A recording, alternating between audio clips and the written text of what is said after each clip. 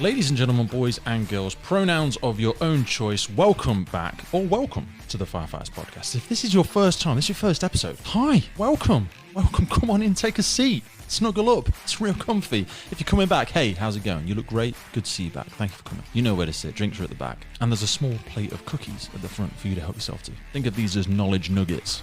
Hopefully you'll be able to take some away with you from today's conversation. Today, I am welcoming Hayley Brackley to the podcast. This is an amazing conversation, and not because I'm part of it. To be honest, I am just the facilitator in this one. Hayley so elegantly and articulately speaks about some of the subjects relating to leadership and personal development that I personally feel are going to be the huge levers of change that if we want to see progression, we want to see more engagement in the fire service and the emergency services as a whole as we move forward, these are the levers we're going to need to be pulling on. Hayley is a coach, a trainer, a member of the emergency services, and today we're going to be speaking about leadership and personal development and how that plays a role in some of our lives and how, if we choose, it can benefit all of us. But before we get in there with Hayley, and I know you're super excited, we'll be there soon, I promise, but first, I want to hear from our fantastic podcast family. So here are the names and the frames. A big shout to our first sponsor of today's episode, Venari Group UK. On the podcast, we only align ourselves with absolute premium quality, and that of course includes people such as Venari Group really breaking boundaries, stepping forward onto the front lines of quality builder of emergency vehicles, unrivaled degree of quality, passion, obsession for customer satisfaction, and they drive that British manufacturer to its fullest. A big thanks to Ollie and the team, and we look forward to seeing some of the incredible work that Venari have got coming out in 2021. Next up, but by no means least, is PBI Performance Products. PBI products are protection without compromise, renowned for their unique combination of flame resistance, durability, and comfort. I have worn PBI products since starting my career 13 years now, and they are the very first choice in protection for pretty much every extreme condition, from NASA astronauts to emergency responders, the military, Formula One. They have cracked the nugget when it comes to increasing thermal and break open resistance, but not only sustaining but offering a greater flame protection as our first line of defense when we're in there in the heat of the moment. So it goes without saying, we are a massive fan of PBI, and it's great to have them as a fan and a sponsor of the podcast. A big thanks once again to our long-term sponsor, William Wood Watches. William Wood Watches is a UK-based watch manufacturer where upcycling is taken to a whole new level. William Wood are all about history on your wrist and feeling the beat of the fire service with you every step of the way. William Wood Watches has the vision to be the leading sustainable watch brand that upcycles rescue service materials for a new life, once forgotten, now reborn. So get over, have a look, get yourself registered, and check out some of the incredible stuff at williamwoodwatches.com.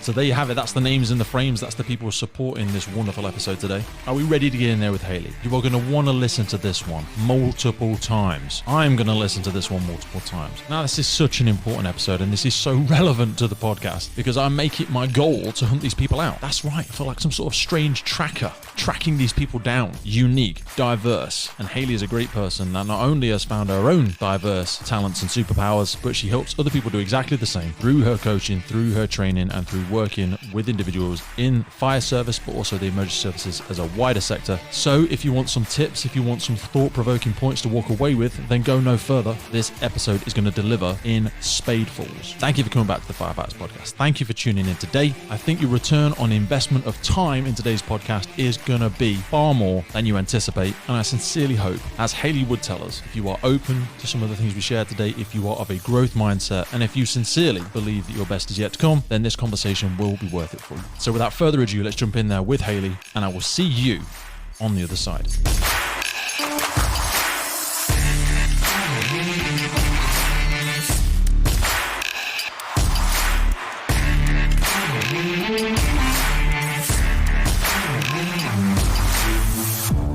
Shall we go for it? Let's go for it. Hayley Brackley, welcome to the Firefighters podcast. How are you doing? I'm good, thanks. How are you? I'm wonderful. So, Hayley, for anybody that's unfamiliar with you, we've had a couple of talks in and around leadership. It's something I'm super passionate about, and I know both in your professional capacity, but also it's a passion of yours. Today, we're sort of speaking around the coaching that you do, the training, and also leadership and personal development in which you support members of the emergency services. Absolutely right, yeah. So, how did you first get into this? and where did your sort of passion for coaching or personal development first start? So I've been in the emergency services, specifically the fire service, for more years than I'm going to own up to. Obviously, I'm 21, which means a maximum of about 5, something like that. You were one of those that were able to apply when you were 7 years of age, though. So, it was quite rare back then. Absolutely. Special skill set. Indeed. So, so I've been in the fire service a long time. I worked in a few different places, a couple of different services, worked in the control room, worked on project management, worked with volunteers. And one of the things that just really shone through to me was that generally, as a sector, we are awesome at going and doing the job. The putting out of the fire. We put the wet stuff on the hot stuff. We do that really well. And it's something we lean on. We're like, we need to focus on our operational competence. And I'm like, we're really, really good at that, to be honest, already. Yes, absolutely. And often the bit that kind of falls a little bit by the wayside is all that other stuff. The fluffy stuff, the pink stuff that's nice to have, that somebody comes up with some kind of initiative and then has to sell it to somebody else. That's the bit that's missing. And ultimately, that's the difference between doing something well, doing something and enjoying doing something, understanding why you're doing it. All of those things, they all come from that fluffy stuff. And that fluffy stuff is kind of my bag where I am. But ironically, that is the stuff that when people talk about the emergency services, and more specifically, we can both speak from the fire service perspective, that's the stuff they say is best about the job, even though we've just firstly referenced the operational capacity of it. If you say to somebody, what do you enjoy about the fire service? They'll go, I love the banter, I love the team, I love the camaraderie, I love the people that are in the fire. And that's why I started the podcast. It's inherently not because I love the emergency services, I love the people that are in the emergency services. And the reason we love them is because of their character traits, often because of their leadership capabilities. And it's those values and morals that historically we used to be very good at being able to demonstrate, but more specifically articulate. And we've now kind of lent accidentally a little bit away from that. So there's a lot of people that share your thoughts, and I just say that from my own sort of 13 years of listening to people going, oh God, I wish somebody had listened to me, or I wish they just wouldn't be that way about it. I want to do the job, but sometimes I don't enjoy going to work. You've taken it into your own sphere of control or influence, and you've actually gone out and skilled yourself up, because some of your personal developments happen within the fire service, but a lot of it, you've actually gone out and done it yourself. Yep, absolutely. And there's a couple of reasons for that. So I think my coaching approach is in the business called Relational Coaching. And I might give you some tips. I might ask you some questions. It's going to be a lot of different things all added in, rather than the kind of traditional, here's a grow model. Let's look at your goals and your current reality and yada, yada, yada. Now, that works really, really well. The caveat to that is that you need to make sure you're doing it in a professional manner. You need to make sure you've got those ethics behind you. You need to make sure you've got that credibility. And ultimately, how on earth can you operate in the personal development space if you're not prepared to kind of put your money where your mouth is and put yourself through that journey at the same time? So you've got to and I say at the preach. same time, exactly. And I say at the same time because it's ongoing. For me, it's not like, oh yes, well, I've reached the pinnacle and I'm now this expert that can. No. I can guide you through your journey just as somebody else or you might even guide me through mine. Absolutely.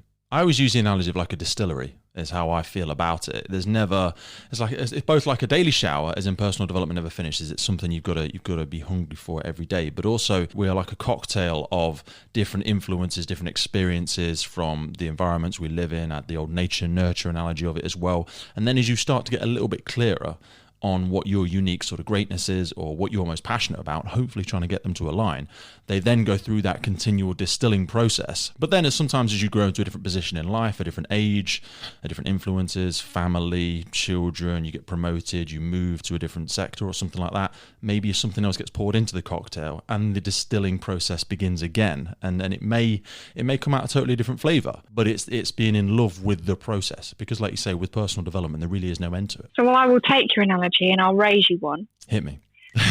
My analogy for this is about mountains. And I think particularly in the fire service, this is something that works so well, because if you think what you have is one person who has reached some kind of point that they're now considered okay to help another person go on that same journey. And what happens with that is that first individual starts to feel like they should know it all. I've reached the point of whatever rank it is or role it is, and therefore I should know all of this, and I should, shouldn't need any more help, and I can just go away and help other people. What I say is that effectively you're both climbing a mountain. And in doing that, if you imagine you're both on different mountains, and you can look across to somebody on the other mountain and see what their path looks like. You can see what might be coming up that they can't see yet, because you've got that outside perspective. You're looking back on it. And the higher you climb on your own mountain, the more other people's mountains you can see. So that doesn't mean that you can see ahead of you on your own mountain, and that's where somebody else comes in and offers that to you. Love that. Definitely better and than just to really nail that one, what you then end up with is a little bit of reverse mentoring as well, because sometimes you'll come across somebody that's right at the bottom of their mountain, absolutely right at the bottom, and you're, 2/3, 3/4 of the way up yours. And they'll turn around to you and say something, and it might be, well, there's a boulder in front of you that you can't see and they can from their other perspective, and it's gold dust to you. And it, it's a pinnacle moment, and it changes your career from that person who's come in as somebody absolutely brand new. And how often have we seen that in the fire service? You get somebody, fire service is blessed that we get people from all walks of life that have had fantastic. We really are. It's such a rich culture in the services. It definitely is. And so you'll get somebody come in and, maybe in an operational sense, it's that they've been an electrician or they've been a plumber, and they can actually talk to you about how to pressurise a boiler system rather than you just kind of having a guess at it. Inside joke there. Love it. And so it might be that very tangible knowledge that because of where they are, although they're at the bottom of the fire service mountain, they've got a really good understanding of how to progress something else. Or it might be on a personal development level that they've got a particular example of communicating with people that are different with them. Or they've been on a journey where they've really understood different leadership models, whatever it is, because I don't know if this is a secret, and sometimes I wonder if it is, but we're all just humans. Yes. Even if you're a firefighter, a control operator, a chief, wherever you are, or you're nothing to do with the fire service at all, still just a human. And so those lessons, they go across, and I feel like, that might be groundbreaking to a couple of people, but those lessons go across everything. Absolutely. It's not like, we need to have fire service specific leadership development and fire service specific, because do you know what? You need people that can talk to each other, that can lead each other, that can resolve conflicts, that can get on. That's got absolutely nothing to do with squirting water. I love that. You've said, my mind is like, that's like an atom that you've just exploded in front of me. And I want to ask, I was literally just making notes, as you probably saw as you were saying those things. There's so many places I want to go there. Firstly, an acknowledgement of, and like now in the past 5 years of recruitment, I can echo and agree so much with what you've said there, because I've been blessed to work with new recruits who have come from, for example, like the social sector, which has exploded in the past 15 years in a good way. And they've come from, what did you do? What did you used to? I used to work in the prison service, or I used to work in care homes, or I used to work with children with autism. And you're like, oh my God, wow, how incredible. And they will talk to you, and their soft skills are just so developed. They have so many ways to flex their style. And you're like, God, that is amazing. Do you know what I mean? We had a guy on the podcast recently, Ben Kelly, and he's a fantastic orator, a fantastic communicator. He's a new recruit. He's just not even joined yet. He's just got his whole time selection, and he starts next year. And I heard him, and I was just like, I feel he's either going to be blessed or struggle, because he appears so, his emotional intelligence is so far developed that is either going to struggle to mesh with some of the cultural challenges that we have in the fire service, or he will be lucky enough to be put in with a leader who is humble enough to recognize those abilities. And that's something I'm hopeful with him. And that brings me on to another bit I wanted to double click on, because you said a really interesting thing, this whole analogy of I should know this by now. And that can come with so many things. And I really wanted to ask you about it because of how our sort of interaction and our introduction to each other came about. Is how do you find it when you're interacting with individuals in the fire services or other individuals that you work with? Because you also said about, leadership being people. And you're like, well, what's the unique thing? Well, people are everywhere. They're not just in the fire service. People are everywhere. We're talking about communication skills. So it's not just, I don't want to make it specifically about fire service leadership, but coming into contact with people that have been in perhaps 15, 20 years, through no fault of their own. Perhaps they've never had a development platform, or they've never had a coach, they've never had a mentor, never had a sponsor. And we hear these different terms bandied about and what they mean, and sometimes they're given lip service, and sometimes we think they need to be something more than they are. We have this grand idea of a development plan, but some people may have had hopes dashed and a tarnished view of what process is. How do you help people re-engage in the process? Sometimes they want to just because they feel like they need to get development and get progress in the services, but when they're perhaps at a certain age or in a certain position or a certain level of experience, when they're like, if I acknowledge this now, I'm also perhaps acknowledging the fact and taking ownership for some of the damage, I'm going to use that word carefully, that I may have done in my interactions previously when I've struggled in teams to communicate with people, and they feel like I should know this by now, and it's hard for me to talk about my communication skills. Because also, if they're doing it at work, they're probably doing it in all areas of their life. Absolutely.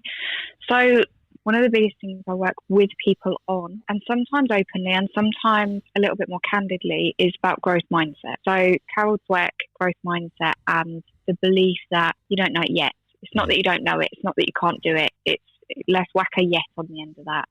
And let's acknowledge the fact that all of us have got something else to learn. And you can be the absolute best chef in the world. The minute you stagnate is the minute that you stop learning how to mix different ingredients. It's exactly the same thing. You can be a brilliant leader. So you don't even have to acknowledge that you've not been a brilliant leader. You can be a brilliant leader. You can be a brilliant firefighter and still learn new things. Every single day, there are discoveries about the planet, about technology, about the brain. You can almost hide under the new learning that comes about, and rather than feel that you're somebody who doesn't know things, you're just somebody that's staying current and moving with what's happening. Is there an aspect of pride in there as well, though? Because I feel like pride is one of our greatest strengths, but also one of our weaknesses. We should be proud, because we do a wonderful job. We're part of a great moral code, and we stand for something very unique in the public. In order to be accepting of learning, coaching, things like that, you have to be able not let go of your pride, but it has to be very flexible. And how you identify with what you're proud of. You know, are you proud of the fact that you've arrived? In which case, yeah, it's probably incorrectly placed, that pride. You've put it on something where it doesn't potentially belong.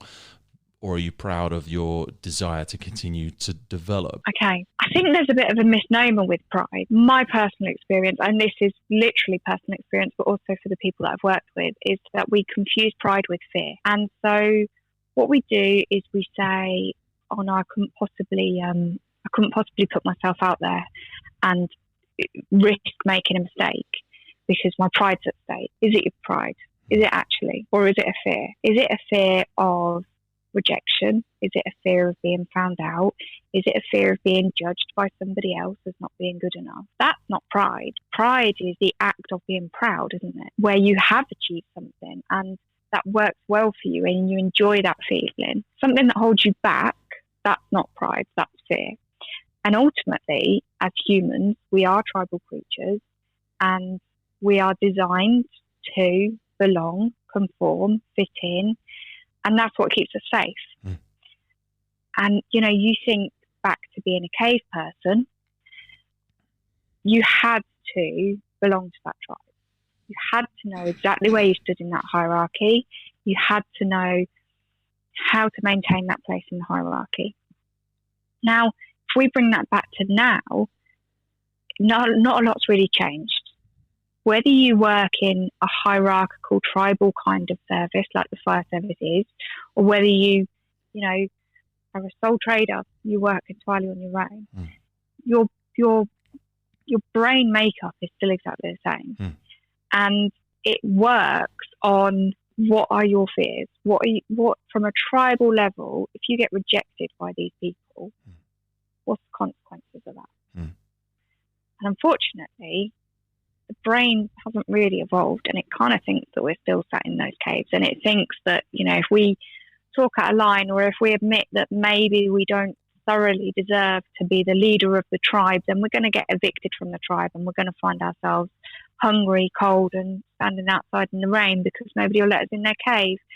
And that's just simply not the case anymore. And to us, that means death. It means social. You know, when we talk about losing face, that's the same as social death. Because, like say, as an animal, we're pretty rubbish, really. We haven't got big claws. We haven't got fangs.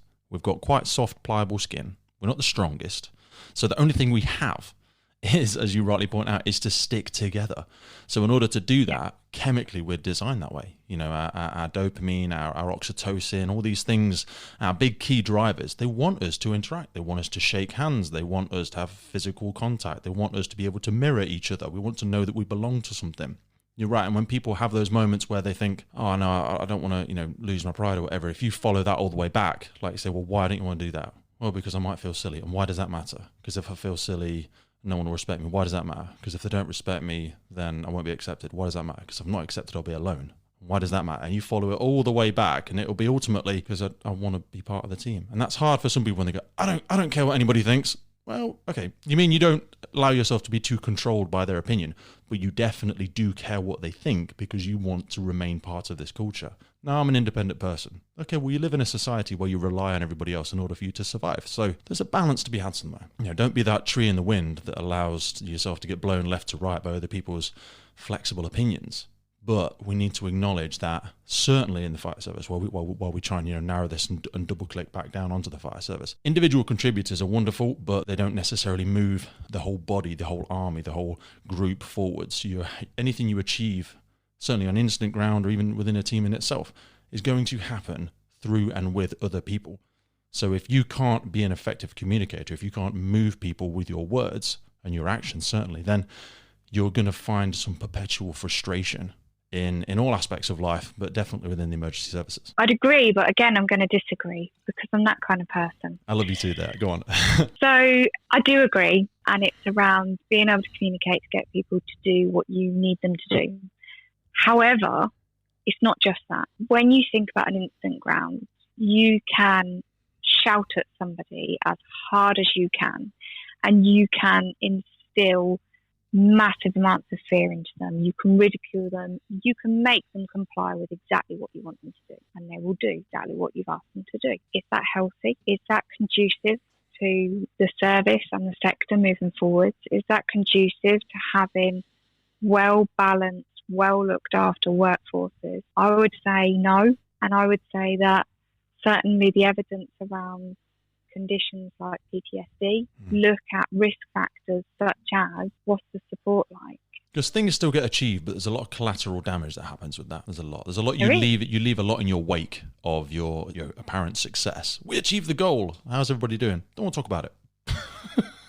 Yeah, you're absolutely right. And the other thing that happens is that you end up stood in the middle of a group of people that are just literally waiting for you to tell them how high to jump.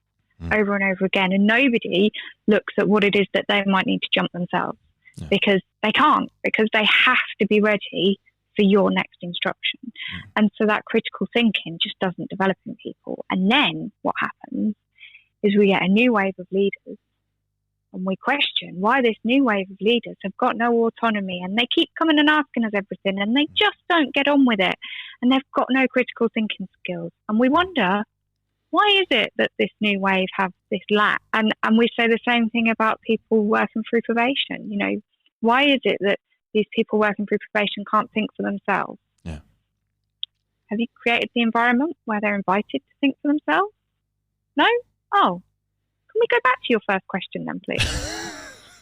Yeah, there's a balance to be had in and around. So I suppose this starts, when we talk about nature nurture, it starts a long way back. But when we first come into contact people from a professional capacity, and even the fact we're having this conversation, we're talking about a lot of improvements that we would like to see and that we're starting to see in the services. But the very fact that I am having this conversation with you would suggest, and not only suggest because I'm well aware of the work that you do, that we have started to not only acknowledge this, because acknowledgement is simply the first step, and you can't keep walking around going, oh yeah, I probably should spend a bit less money. I probably should eat less sugar. Yeah, okay, you've acknowledged it now let's do something about it. So that acknowledgement's still there, but we're taking action upon it, and your role exists because in a professional capacity, you're part of doing this. So when you first go into services and or teams and other businesses and stuff like that, because I imagine, and I'm just throwing it out there, there must be an aspect sometimes of, oh, this is the person, is it? This is the personal development guru who's going to come and tell me everything. I've been in 30 years. Have I told you I've been in 30 years?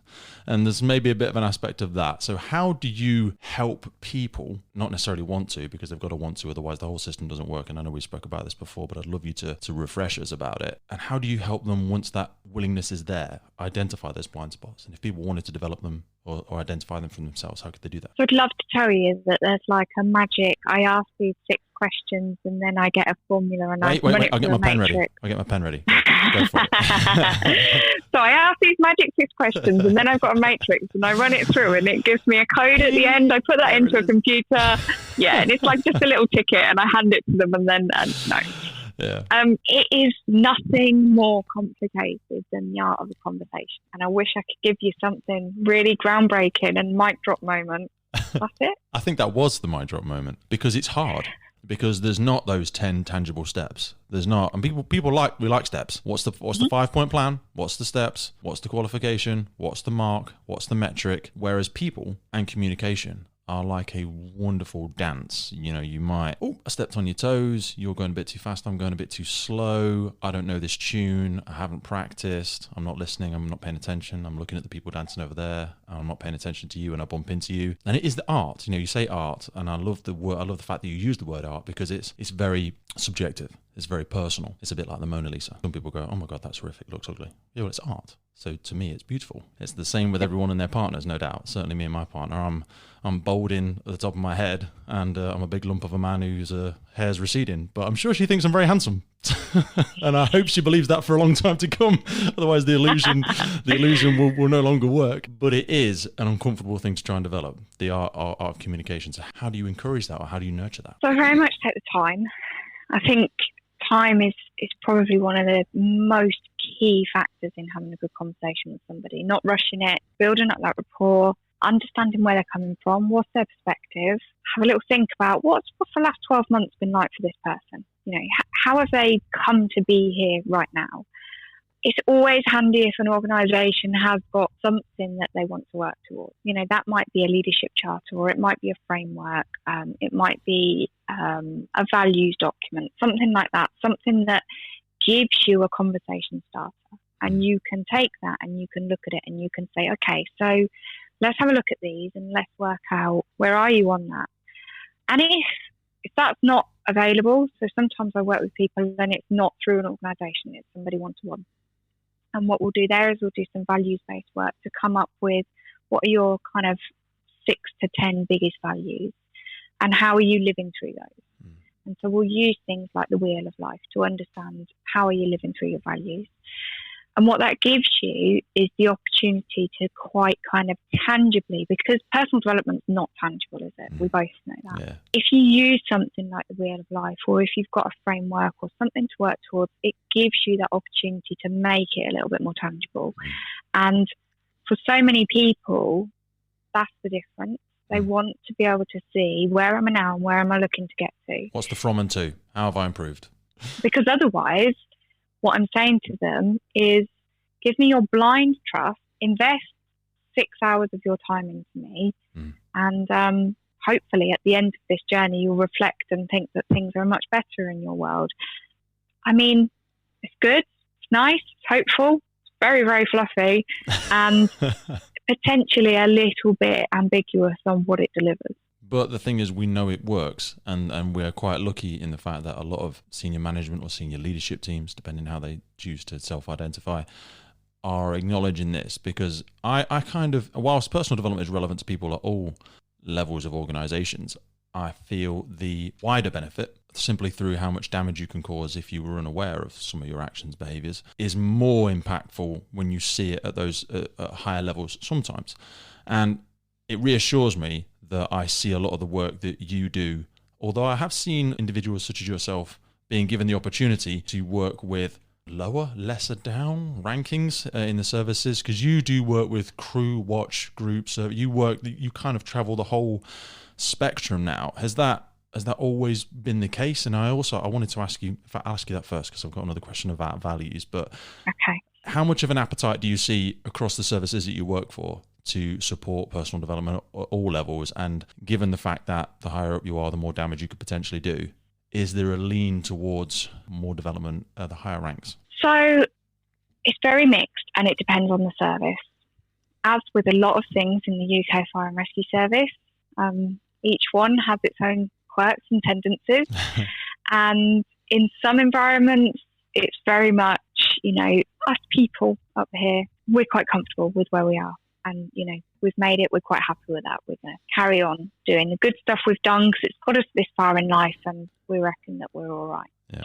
Can you please work with those other people down there, near the bottom of the ladder? They're the problem. They're not listening. Yeah, or they're the ones that, they need to develop themselves to become more like us at the top. So you see that, but you see that in business as well. Mm. And then you see the flip side of it, which is, well, those lot all down there, they kind of need like the generic training packages and operational competency. And us lot up here, we're the ones that need, like the executive coaching. Mm. And again, it's equally as reflected in business. One of the things that I have noticed, depending again which service you go for, professional support services, green book staff, back office, non-operational, any of those from above, please pick the appropriate one. Very often there's no investment there. Which is sad. And I find it's sad, but it's also very interesting, because that's often the places where the service as a whole can move forward in a much more transformational manner. I worked, and this isn't a fire service, but I worked in an organisation where the company secretary had gone off sick. Now that's like a role where they do like admin and stuff, and it's not really very important, is it? It's, company secretary. Who really knows what they even do? This individual went off sick. Everything fell apart. Everything. They got somebody else in to cover. It was long-term sickness. They got somebody else in to cover her role, and they realised just how vital this role that nobody really ever considered was to get in pretty much everything done in the organisation. But also, how much contact does that person have? That person speaks to so many people. That person has their influence can be enormous. They can change the trajectory of everybody's day, of everybody's phone call by those small interactions. And they probably have more interactions with people. They probably have a stronger pulse of the organization and or service, depending on what capacity they work in, than most people would ever think. And I love what you said about development in support roles, is that, like you say, it's that they are support roles, and sometimes we wrongly identify that as perhaps grey book, green book. That's more of a disposable role. It's not an operational role. But if you don't develop support roles, how do you think support is going to be developed? Do you know what I mean? How is the support for what you believe is the priority and or the frontline tip of the sword if you don't develop the support roles? And what's worse is you think, oh yeah, but they're not in part of the inner circle inside the organization. So if we spend money on developing them, they might just leave. Well, yeah, absolutely. And so might everybody. But what's worse, you could spend money on somebody and they leave, or you could not develop them and they stay. Yep. You've nicked that, haven't you? Worse. Who have you nicked the quote from? Yeah. Oh, they're all over my wall. Richard Branson? No, you know what? Actually, I think that's probably Simon Sinek. Okay. I think so. I think that was a start with why. I think it's in there somewhere. You also said something great when you were speaking about values, and I wanted to go back and touch upon it, because when you're talking about values to services, and I want to ask first, is it easier, do you find the work more productive if perhaps an organization is going through a rebranding process? Is it more beneficial for everybody involved if you're in part of guiding the identification of those values, rather than do you ever walk into an organization, they go, hey Hayley, here's our values, look, they're on the wall, right? See it? Yeah, I've looked on the paper in front of you, they're on the top of it as well. Yeah, they're our values, I'd like you to make them more part of what we do. That can be very difficult and perhaps a very interesting conversation to navigate. Have you ever had that? Yes, I have. And yeah, I absolutely have. And there'll always be somebody in the service that understands what those values mean, but it might literally be the person that wrote them. And yeah, it does happen. The big thing here is around comprehension often, because, values are so generally they are generic, aren't they? They go across the board, and, we'll always have something about honesty, and we'll always have something about integrity, and all of those kinds of words come into it. Well, that's kind of good human behaviour, isn't it? That's like, let's not be horrid to each other. I mean, you might as well write that in the nice fancy lettering on the waiting room wall. Are these sometimes more desired values rather than values? Because you mentioned about the wheel of life, and if you were sat doing a process like that with somebody, I mean, let's say it was an audience full of people, and you said, everybody stand up who values their health or whatever, it would be immediately obvious if it were true, usually, because we know what they probably look like. And that sounds horrible, but if I said, Hayley, behind curtain number 1 is Jeff. Jeff really values his health. What does Jeff look like? And you might go, I don't know, he's probably quite fit and healthy. He might be, he's probably not overweight, probably quite a sunny disposition. He might have good hair, good skin, whatever. And we know what those values are. And do you ever find that what actually some people try and articulate is like a desired value rather than actual value? If you say, we'd like to value honesty, but we keep seeing people tell lies. And so is it harder? If I'm asking, I don't know if I've asked that very well. I'm gonna come in and first of all say, you can absolutely value your health and not take actions in line with that value for a variety of reasons. So you can honestly stand up and say, yes, I really value my health, and be chronically overweight, or you can smoke, or you can do any of those other things that we judge to say, that's not a healthy thing to do. And there are a number of reasons behind that. Generally, good, healthy living and living life to your best potential means that you live in line with your values. But we don't always do it. So perhaps it's a value of yours, but not one of your highest values. I would argue it still could be one of your highest values. Okay. So let me give you an example. If you have a job, you need to earn your money. You have a family, you need to, do the housework and keep them safe and all of those kinds of boring kind of stuff. And one of your highest values is about creativity. Now, at the point that you've got 3 young children in the house and a full-time job and not a great deal of income to play with, and you're just trying to keep everybody's head above board, how often is creativity going to come into your day? How much do I think it would? If you're somebody where that's highly valued, but you've got all of this other stuff going on, all of these other pressures, people pulling on you for different things, lack of freedom, lack of autonomy. I often feel like people with not a lot of disposable income can sometimes be the most creative. Because I feel like if I've not got a lot of time, or if I've not chosen to put a lot of time aside for me and my daughter, that's when I can be incredibly creative. And ironically, it doesn't cost me a lot of money, and it's sometimes when me and my daughter have the most fun, because we'll get some chalk out of the garage and we'll just draw in the driveway or something like that for 25 minutes or an hour. And so what you've got there is the benefit of time and freedom. So nobody is governing what you do with your daughter. You've got the time available to do it. Now, often people who do have lower incomes, lower disposable incomes, don't have the flexibility of time because they're having to juggle more things, and the things that maybe they could outsource slightly in their life, they're not able to do so, all kinds of different reasons. And generally that means that they're less likely to live within their values. So they're more likely to be fatigued. And if you're fatigued, it doesn't matter how much you value creativity, you're not going to sit at the end of the day and think, do you know what, I'm going to get some clay and some paints out and I'm going to sculpt something. You're going to fall onto the sofa, watch some mundane rubbish TV, fall into bed, wake up the next day and do the whole thing over again. Yeah. And that doesn't mean that you value that any more than that lucky person who doesn't need to work and, has a very lavish lifestyle and can go and flick paint around to their heart's content every single day. That might not be one of their number one values at all. And so values are very, very subjective and they're very individual. And it comes down to how much is that person living in line with their values and how much are they walking their values. And that's around personal values, but it does also come into organisational values.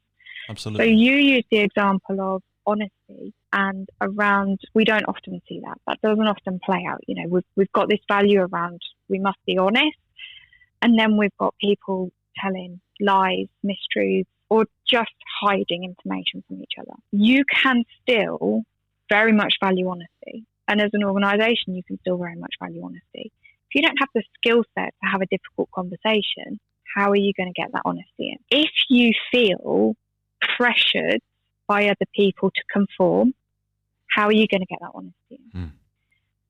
And, you know, you can have somebody at whatever level of the organisation genuinely valuing honesty, but just not having the accessibility to live that value. Yes, 100%. I so much see that, and the pressure, like you said, the pressure to conform, the pressure to keep up with the Joneses, the pressure to keep increasing the metric, then I suppose encourages creativity, which can then masquerade itself as being creative with the truth when we struggle to have that honest conversation about perhaps an unrealistic target, or perhaps I didn't feel bold enough, brave enough to challenge you at the time. Or we weren't sure about the process because we didn't get it clarified, because I didn't want to ask you to tell me again because I thought you'd think I was stupid because I've been in 30 years. I should know this by now. And I didn't dare say that I didn't understand you. So I went away. Then when I realized what the metric really was, I had to knee jerk to try and achieve the metric through creative means, perhaps. And difficult conversations. I often say to people that the quality of your life is going to usually be a direct correlation with the number of uncomfortable conversations you're willing to have. My wife and I separated for a period of time for that exact reason. You know, we'd brought those moments. I kind of went through a process of personal development, and then being the natural addict, I ended up doing more personal development because I got addicted to personal development. Went on all the courses and all that sort of stuff, and then started looking at all the other habits and behaviors in my life. And my interpretation, and I bring this back to what we're talking about, my interpretation of a happy relationship or a functional relationship was so low. I'd set the bar so low through nature, nurture, family, society. I'd set the bar so low, but when I started to realize how exciting, how interesting it could be, if I really wanted to do those things, it led to some uncomfortable conversations. And there was a time when we were never going to get back together. You know, we managed to navigate through it. But I bring this back to the service because we want to love to go to work. We want to be part of the team. That's what we all say. We're like, it's about the team. I love it. You know, the guys, the girls, you look after each other. It's banter. It's fun. Every day is different. You never know where you're going. You never know what you're doing. It's hilarious. You're part of a team. We want that. But in order for a team to be most effective, that does involve a little bit of healthy conflict, a little bit of healthy debate. And people struggle with those two words, I feel, you know, debate and argument. So I don't want to have an argument, Hayley. I don't, but I'd love to have a debate. I would love to flex your point and just see if it's going to break. I'd love to test your commitment to that point, because then only then am I going to know if you're really in it, and also if we can both invest time in it, because that's a difficult conversation for people to have sometimes. Yeah, I would agree with you. And I think, again, so one of the things that I really like to use is Psychometrics, so personality profiling tools. And you've kind of sparked this in your question. There will be that debate that says, if I can keep continuing to reinforce my point, then that obviously means that I'm passionate about it, and therefore, you know, you should follow me on that point. If you look at personality profiling, so one of the ones that I use the most is something called Facet 5, and you have one of the measures on there, it's one of the big five, and one of the measures on there is will. And so that is, how determined are you to get your ideas heard and to drive forward your ideas? And so you might have somebody who has absolutely no knowledge on a subject, but their determination is really high, and their aptitude for dealing with conflict is really high. What you then have is somebody that's really very, very knowledgeable, but they don't like conflict. They're not somebody that's determined to put their own ideas out. And so say if that was between you and I today, and you know, you're the driving force, you're the person that's really able to put something across and stand by what you think, and I'm the opposite. What that would look like from the outside is that you're more right, you're more correct, you know what you're talking about, you're more passionate. We should definitely go with what you've said, because you can reinforce that and really push that through. And I'm kind of backing down a little bit. Now, this is one of the dangers that we face, is that if we take that on face value and accept that the other person has reconsidered whether their idea was good enough in the first place and decided just to let it go by the wayside and be kind of railroaded by somebody else, we miss out on that person's perspective. And we don't just miss out on that person's perspective on that first conversation. We miss out on it in future because they just learn to not even bother contributing because, you know, what's the point? Everybody else is more able. And often, because we don't live in this fluffy world with lots of personal development, and people don't go into fire services and particularly talk about psychometrics and personality profiling, people don't even recognise that in themselves. I didn't recognise it in myself. If we talk about will and conflict on the facet scales, mine's incredibly low. I'm going to give in to just about anybody. I'm probably one of the most amiable people you'll ever meet. And when we have what you think is a debate, I think that it's a full-blown row and feel terrible about the fact that I've probably offended you. That's the difference. The beauty is understanding that. And the beauty for me in myself is understanding that. Because once I know that not everybody feels like they've just been punched in the gut when somebody disagrees with them, I'm then able to, push forward and have that disagreement and have that difficult conversation. But similarly, when the person that's at the other end of the scale starts to understand that not everybody has that natural desire, ability, preference to kind of thrash it out and have a really good debate over it, and other people might need that little bit more of an invite, well, they're going to get a lot more out of the conversation as well. 100%. And what I hear there as well is rightfully acknowledged and really opened up there about a few personal challenges, which I thank you for. But what I imagine comes with those is you will have, by very nature of those characteristics, you'll probably have a higher level of sympathy and empathy. You've probably got much higher emotional intelligence because you've been that person who may have taken that conversation differently, and you know how it feels to have, whereas the person sitting solely in their comfort zone and their big proverbial bath of knowledge, comfortably relaxed, and that I wanted to know, I made the note when you said it, when we talk about promotion and development and stuff like that, people think they walk hand in hand, and this is where I feel it can be really dangerous because, like you've rightly identified, when somebody is very knowledgeable, but I echo back to the beginning of our conversation, but perhaps they're not in a growth mindset because they realize or they feel they've reached this recognized education-driven qualification. I've arrived. I've got a doctorate. I've got an IFE. I've got a whatever.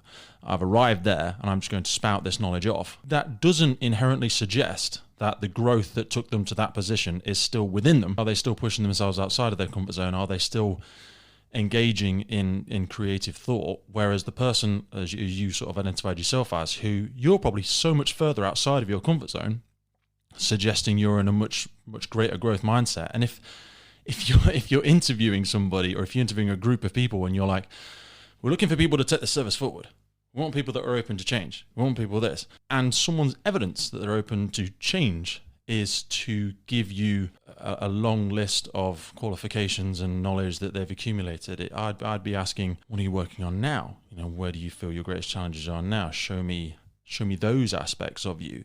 And because qualifications and knowledge base and stuff like that are really nice boxes to be able to tangibly tick and mark against, we can then end up with, like, I want to have a service that's more open to change, but I keep employing the same people.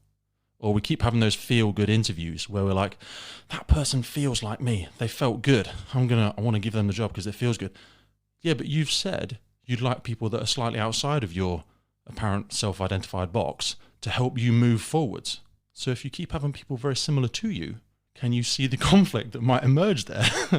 Yeah, if you always do what you've always done, you always get what you've always had. And, let's get the cookie cutter out and let's just mold it around the person that's sat at the top and then stamp that out of cookie dough and have lots of uniform little gingerbread people all following the same path. And, that is the risk. And I think diversity in fire service is such a topic to get into, isn't it? It's gorgeous. I love it.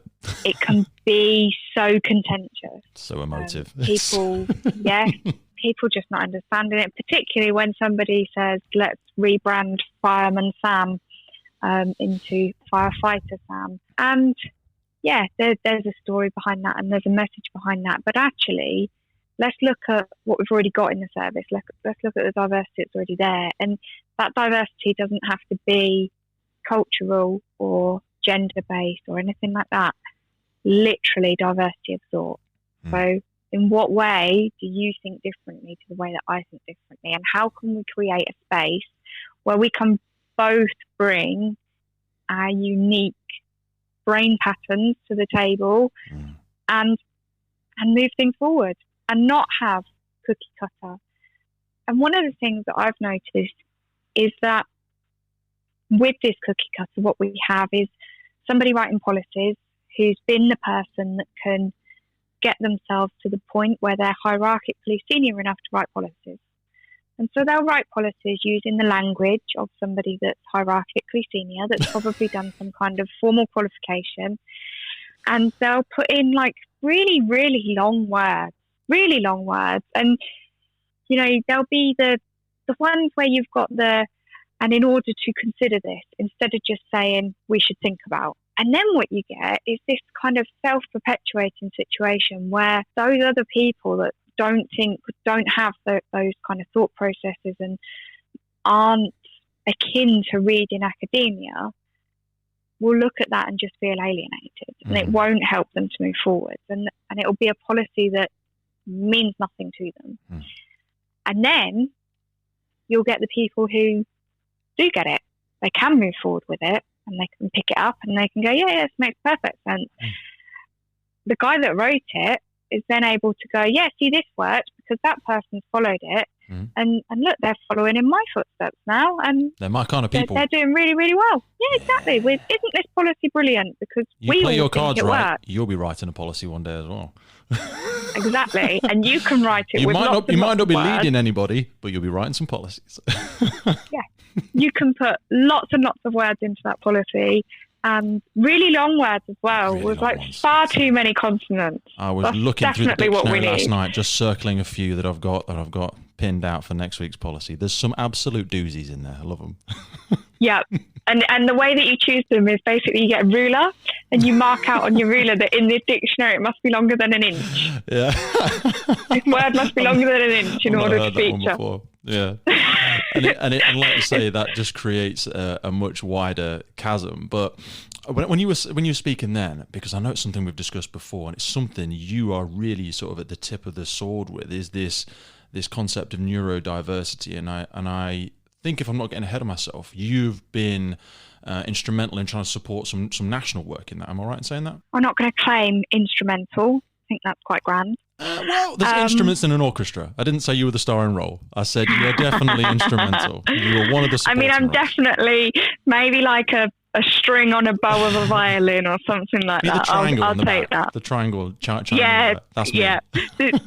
The tambourine that somebody's wrapped something to muffle because it's Give us the sound right. of the tambourine, Hayley. How have you supported this work? Come on. So, I myself have what would be considered to be two neurodivergent conditions.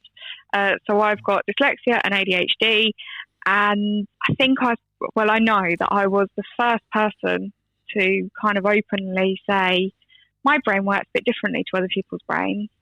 I was, and this was, a good sort of 10 plus years ago, and nobody got it, and it was very much kind of like, well, why are you here then if your brain doesn't work right? Are you on modified duties? Do you need some support of some form? Are you sick? Are you sick? Like, you got medication for that? Yeah. Yeah, should we send you to Rocky Health? Should we do something like that? Like, I don't know. Do you need like a different mouse maybe? Do you need a mouse that clicks upwards instead of downward? Like, yeah. So there was an absolute lack of understanding. And I'll be honest, there was a lack of understanding from my point as well. I didn't really understand what it meant. All I understood was that when you gave me these things and told me to study them, I couldn't get the words on the paper to translate into something inside my head. They were just there like a bowl of soup, basically. Word soup, swimming around a page. And it was so frustrating. And I could see the frustration from the people managing me. They were like, this person's not dumb. They're not, but they keep coming back and telling us that they can't learn it. And we need them to pass this exam to be able to do the job. And they're not. So how do we work with that? And so I kind of quietened down a little bit. And then, as you do, went through the process of having a family, and that adds a bit of a different dynamic to people. And it's quite common, particularly in women, and particularly women with things like ADHD, where you have a family and it's kind of like that. How to drop a bomb on your life. Have a baby, then have a second baby, and try and juggle that with working and, you know, functioning as a human being. And I realised that I needed a bit of outside influence here. This wasn't something that was within my realms, and, you know, I could really do a bit of sport. And it wasn't particularly forthcoming, if I'm honest, from the fire service. And I would say that was down to ignorance, not malice, not arrogance, just ignorance. Just I've got no idea what you're talking about. And so I went away and very kind of privately looked at what I needed, put into place what I needed, and did it in a very independent way. And then didn't think a great deal more of it, carried on living life and working through, and that was fine. And then a few years ago, a very, very nice person up in Tyne and Wear Fire and Rescue said, we're going to do a conference on ability, not disability. And we've got a couple of speakers. Does anybody want to come and talk? And I was like, yeah, I'll come talk to you. I'll come talk to you about what it's like to have a wonky brain in a world full of straight brains. And the fact that maybe the fire service has a few more wonky brains than what we originally thought we had. And which are uncomfortably trying to make themselves appear in a square box. Yep. And maybe there's some very, very obvious reasons when you look at it why we have a population of people who are dyslexic, and far more than in the outside world, and why we've got a population of people who have ADHD, diagnosed or undiagnosed, because diagnosis is quite a new thing in the grand scheme of things. And so I went and I spoke, and I talked about journey through life, childhood, signs, little, you know, anecdotes, and then employment and what it's meant for employment, and support, lack of support, understanding and lack of understanding, and all of these things, and just kind of brought it all together.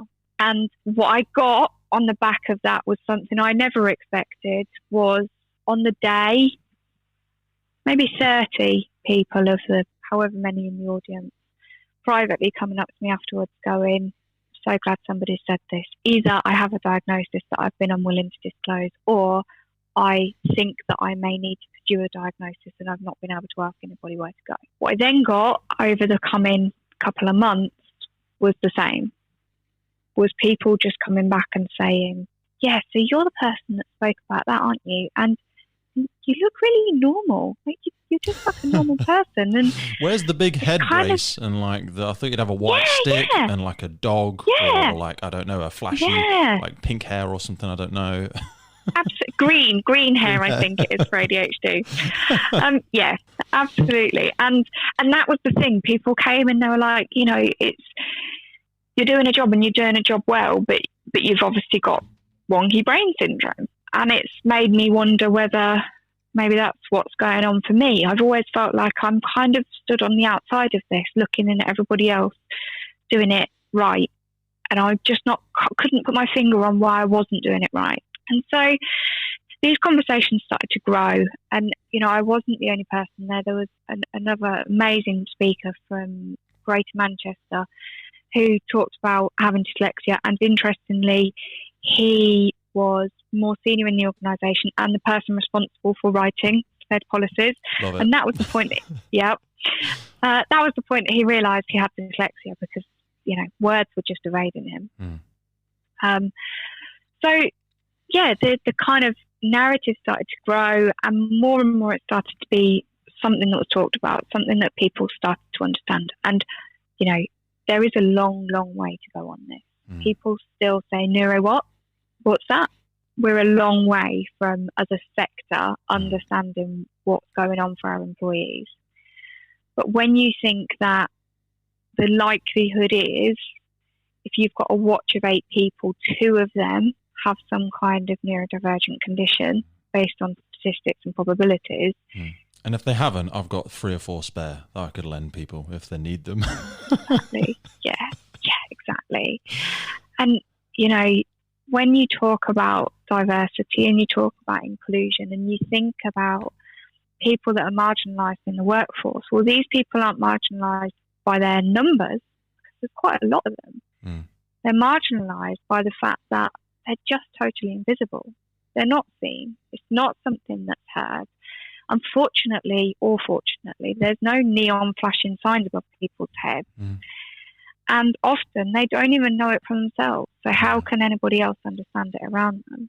Across every sector, across, society as a whole, neurodivergence means a lack of social mobility. So you're less likely to be promoted. You're less likely to be employed. You're more likely to suffer from drug abuse, substance abuse, poor self-esteem. You're not reading my bio, are you? Anxiety. I feel like you're reading off like something that I've written somewhere. Absolutely not. That is the truth.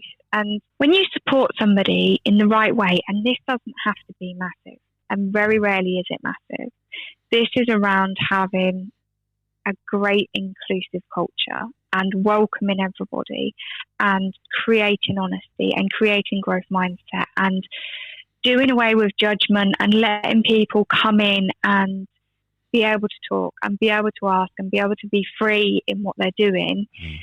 When you reach that point and you create it, suddenly you start to see these absolutely amazing traits and characteristics coming out that you go, oh my word, I never even knew that person could do that, because we were so busy trying to shove them in a box and get them to conform. And now the minute that we've taken the box away, we've worked out that they can do what? That's incredible. It's like saying we need to acknowledge and recognize these things. Yes. But then even when people start things like, oh, we need to support them. Yeah, we do. How though? Because some people, I think a fear is that, okay, Hayley, you've said you've got this. Well, I'm going to support you to bring you into line so that you can operate in my thing and I can get you thinking like me. Whereas these are, I personally feel, this is only my personal opinion, they're secret superpowers. And it's like going, hey, Hayley, I didn't realize you could fly. I know you probably felt uncomfortable before because all of us are walking around normally, but you should have, I wish I'd have known earlier that you could fly. Because then, because so-and-so can actually walk through walls and so-and-so can breathe underwater. And these are all these superpowers. And it's not until we hear of somebody at the upper echelons. You mentioned this other individual who opened up about their personal challenge or neurodiversity they had. And because they're up there, wherever, and we could reference so many people from your Einsteins to your Richard Bransons, who, looking back, had a very obvious neurodiversity, which was then documented and they acknowledged themselves. But because it's up there, it was okay because we identified it as, oh, they're just driven, they're just quirky, they're just creative, they're just passionate. But those, they almost get suffocated or pushed down. I think before we came on, we spoke about the analogy of, it's like you've got a beach ball and you're trying to push it down underwater, trying to hide it. And it's just when you're talking, I just did so much of it. And I'm not surprised you had 30, 40, 80, hundreds. And I'm hoping you'll have the same thing, although they won't just bombard your email address when this podcast goes out. That I hear that and it just speaks so much, because I'll have at times, and I've got so many areas I'm working on currently, but I'll have people sometimes recognize something that sadly I'll be doing outside of the fire service. Say the podcast or say something else. Hey Pete, that's really cool. Come and play in the box. Come and bring a bit of that into the box. And I just perpetually ricochet off the edge of it. And some people, they're like, it's a bit like trying to drink from a fire hose working with you, Pete. It's like trying to hug a train. Do you know what I mean? And I've said it on the podcast before. It looks exciting and fun, but it's like a 10,000 volt cable sparking around on the floor. It's fun and you might want to poke it and go, oh God, that was exciting. I got a little zap. But then when they grab hold of it, if we don't work, and this is a development area for me, trying to work better with people, it can feel a bit like they're getting electrocuted. Whereas it's usually my insatiably addictive, passionate personality trying to take the larger thing forward. But I just keep ricocheting off. And it can get enormously disengaging and demoralizing. I think it's so sad that the podcast even exists. Some service should have already been doing this. Some international, national, whatever, should have been recognizing all of these quote unquote quirky, interesting, talented, gregarious people in the services and championing them. Let's lift them all up. Let's not just give it lip service. Let's do it. Okay, nobody's going to do it. Well, I want to do it because I think Hayley's really interesting. Just because she's not a chief fire officer, fairly bloody irrelevant to me, to be honest with you. And it speaks so much to me, what you're saying. I feel like this could be, for all intents and purposes, a private conversation. I really, really think that's so crucial. I want to bring you back to some tools. I know we're not trying to make it about tools because it's all very personal to people, but a big part of personal development can be feedback. Trying to get, your impact intended versus impact felt. How did your actions make somebody feel versus what you wanted the outcome to be? What's your thoughts on feedback? People seeking it, how to seek it, different methods from 360 to in-person to how does that play a role and how could people try and use it in a different way maybe? Okay, so feedback is massively over and underrated all at the same time. And we say, oh yes, we definitely need some feedback on that. And we definitely need to close the loop. That's the new one that I keep hearing. We need to close the loop on this and make sure that we give feedback. And that's really, really great, provided A, the feedback is helpful, it's going to help that person to move forward. B, the person wants the feedback. And C, the feedback is factual, useful, and any good.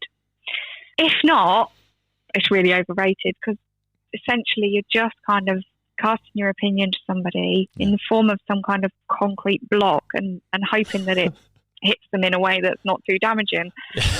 I'm throwing you a concrete block that you didn't want, you're not interested in catching, but it still hit you in the face. Yes. Whoops. Yes, absolutely. Yes. Sorry about that. So there are some different models for giving feedback. One of the ones that I really, really like, and this is one for people to probably go away, Google, have a read of it, is situation, behaviour and impact. And so what you do here is you take your opinion out of it because you know what, your opinion doesn't really matter much at all.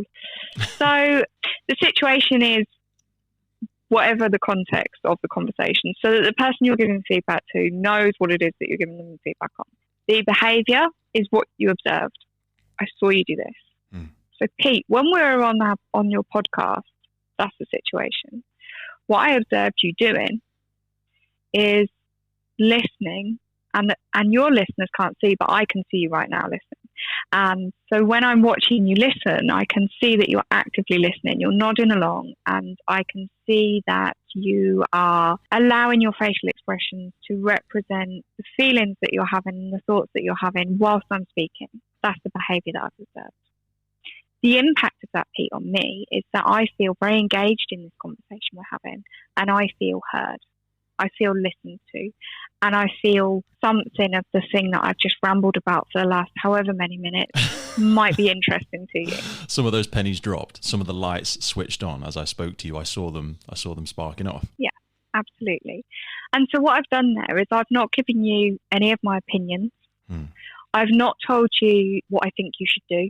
I've not told you that you're not doing it well enough or that you need to do it better. I've kept it very, very factual.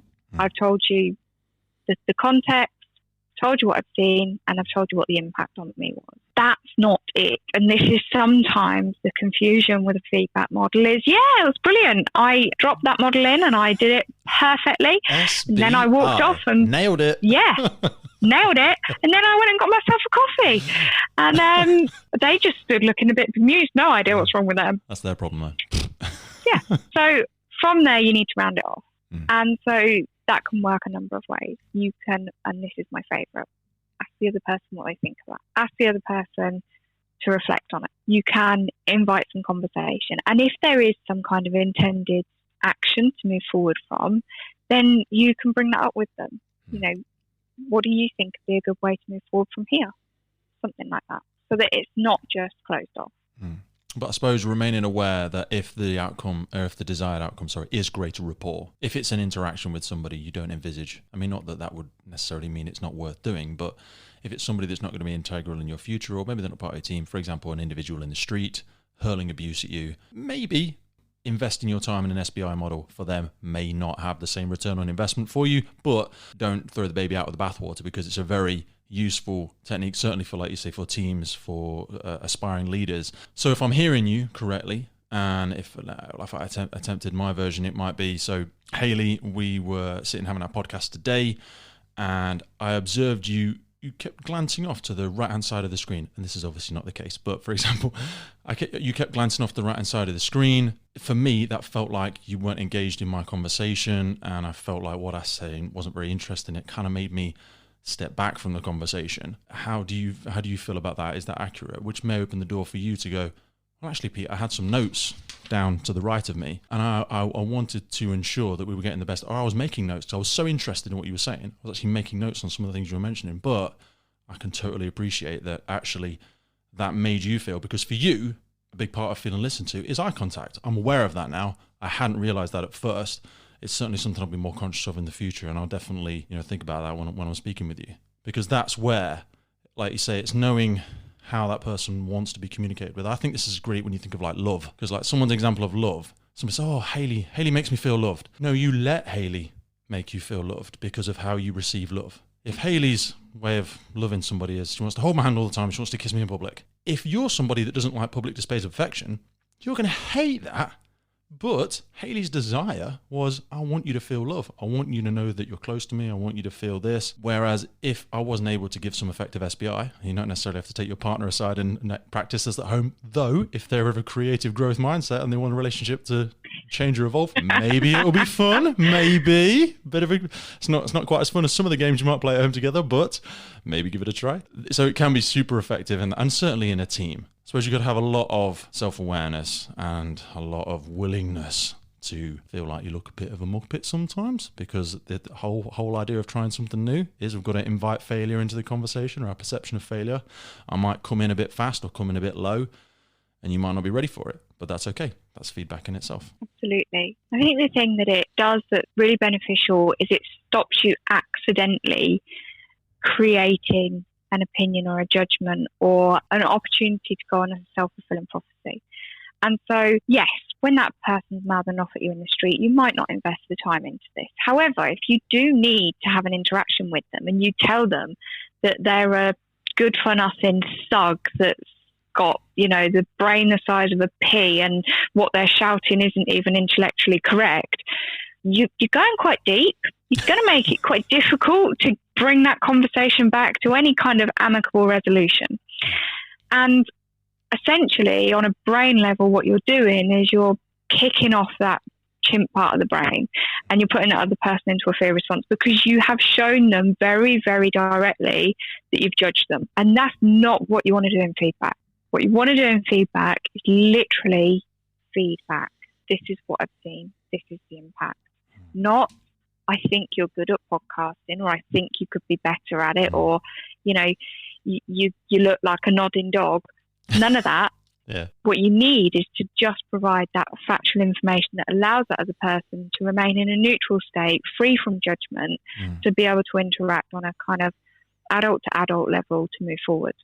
And is there an aspect of, again, not making it personal, but admitting that this is just your observation of this one situation? Because I think sometimes when I've heard feedback, that the people have had the best intention of the feedback, but perhaps they don't feel confident in their ability to give it, or they're scared of the outcome of giving the feedback. We can sometimes generalize when we say, Hayley, everybody thinks you've got brown hair.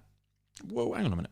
Do you think I've got brown hair? Because I have not got the ability or the right to speak on behalf of everybody. Neither, most probably, have you. But I want to know what your opinion is. I want to see what your observation was. And I feel like you've got brown hair, or I felt this, or as you know, that situation was this, your behavior was that.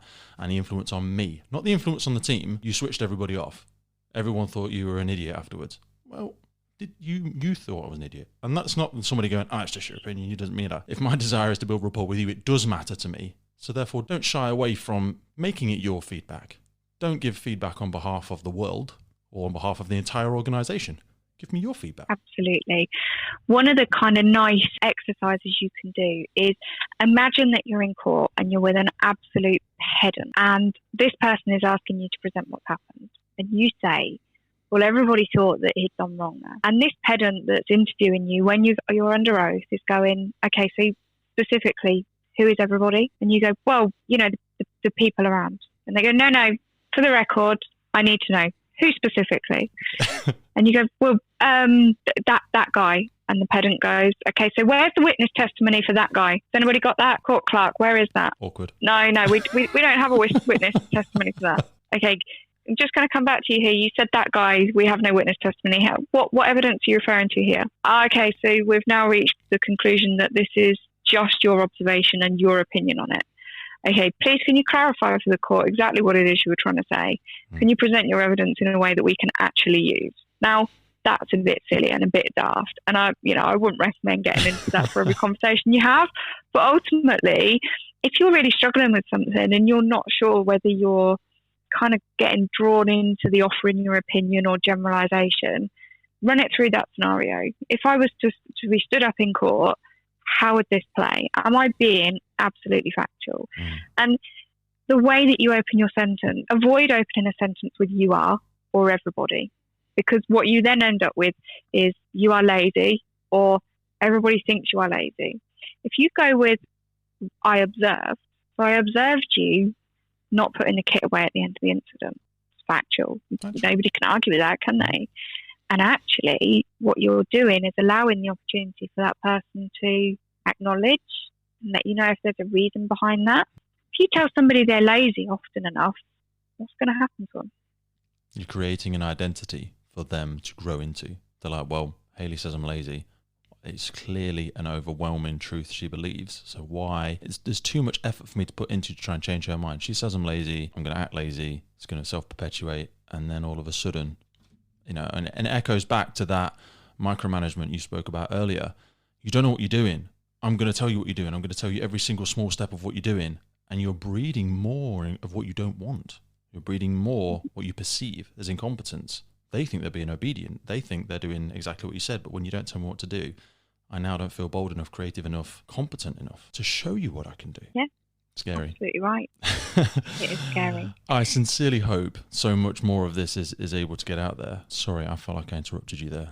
So all I was going to talk about was dendrites. Have you come across dendrites? I haven't. Please go on. So dendrites are basically like the little paths in your brain. And for you to do something, you need a path to do it. So the best example is learning to drive, because it's something everybody can relate to. And when we're describing things to other people, we want to put it in the context that other people can relate to, because they're more likely to consider what we're saying if they can build up the picture in their own mind. So you're learning to drive. The first time you get into the car, into the driving seat of the car, I should point out, you sit down and you look at it and you go, right, no idea how to do any of this then. Because you've got no dendrites there. You've got no driving dendrites. They're just not there yet. So what you do is you have some instruction, hopefully from somebody qualified, and they teach you how to do the balancing of the clutch and the accelerator. That brilliant thing. Find the bite. And you're thinking... Wait, there it is. Yeah, there it is. Oh, no, you've pulled it again. Yeah. Or you've kangaroo hopped into a pollard. Yeah, brilliant. And what you're doing here is you're building a pathway. So you're mapping out that dendrite in your brain. And you do it a couple of times and you get basically like a bit of a kind of gravel path. You know them really rubbish gravel paths that you have out in the countryside? And they're not really a gravel path. They're kind of just like some stones and some mud. And if you didn't walk over it for 5 months, the path is going to be gone. It's going to be grown over with grass and all sorts of stuff like that. So that's what you've got. You've reached a point where you can just about balance this clutch, and in your brain you've got this rubbish kind of stony, gravelly path. Carry on having your lessons, and over time, that's the farmer put in, a couple of ton of gravel to make this path something a little bit more robust. So that pathway in your brain, the one that tells you how to drive, how to balance the clutch and the accelerator, starts to become a little bit more solid. Now, if you didn't walk down that path for a year or so, probably going to get overgrown again. Those stones will get kind of swallowed up. But if you carry on down it, it will become a very established path. And so you keep doing this and you keep doing this and you keep building it up. And then before you know it, this path has been concreted. And no longer is there the chance that the grass is just going to grow over it, because you have got a concrete path. So when you last drove your car, did you think to yourself, where's the bite? Or did you think to yourself, I must remember to put the washing on when I get home? Absolutely. Or, I really hate this song. Why is it even on the radio? Oh, Janice has left the bins out again. Crikey, yeah. And I'm already pulling off the drive. Absolutely. And that's because your dendrite is well formed. So it becomes something autonomous. You don't need to consider what you're doing. It's there. It's in the back of your mind. If we don't have a growth mindset, and if we don't have an organisation that helps us to move forward and to learn, we don't build those new dendrites. And then what happens is we only ever have rubbishy gravel paths. And they're quite hard to reinforce. And then we can tell ourselves that all we've got is rubbishy gravel paths and we're not very good at anything that we do. And that then in itself becomes self-perpetuating. We tell ourselves that we can't learn. We tell ourselves that the point that we're at in life is where we're always going to be because we're just not one of those people. Old dog, new tricks. Can't teach them apparently. Exactly. So if I'm hearing you correctly there, and just to echo it back to you, it's almost like we have to have a willingness, because we're talking about in and around leadership, we're talking about communication, we're talking about building rapport, being able to empower somebody through the way that you converse with them, and you have to be willing to stall that conversational car, I suppose. Be willing to, as you practice these new desired characteristics, these new ways that you want to get your point across, your different style, it's that, again, in that growth mindset comes that willingness to have the hiccup, have the kangaroo jump, have that conversational jump forwards and step backwards, and it might get a little bit jarry, and you've got to be willing to stall it, I suppose. Yeah, and know that it's going to be jarry, it's going to be uncomfortable sometimes. Yeah. And know that that's not a reflection on you. It's just that you're building your dendrite. Absolutely love that. Haven't heard that one. I'm going to make a note of it. Hayley, that was such a wonderful, wonderful conversation. Thank you so much for that. I feel like I've had my proverbial mind wafted like a big blanket. And some of the things I'm so deeply in love with, I feel like you've acknowledged them. And I feel like you've made me feel okay in the way that I see things, and, sort of reinstalled or supported my conviction to keep going deeper down the rabbit hole. So for our listeners' benefit, I've made several notes, again, as we said, and keep seeing me glance off. Things for people to go away, because a big part of I've found most helpful in my personal development, perhaps, that people who have not had the privilege or not had the benefit of accessing a coach such as yourself yet. We spoke about Carol Dweck, I've made a note about. You mentioned the chimp mind, and I made a note down about chimp paradox. Would you advise people is that a book you're familiar with, and is the benefits from people having a look at that perhaps? Yeah, it's a book that I am familiar with, and yes, there is benefits to looking at it. What I would say is I'm not sure that it's a book for people that don't enjoy reading. It can be a little bit arduous.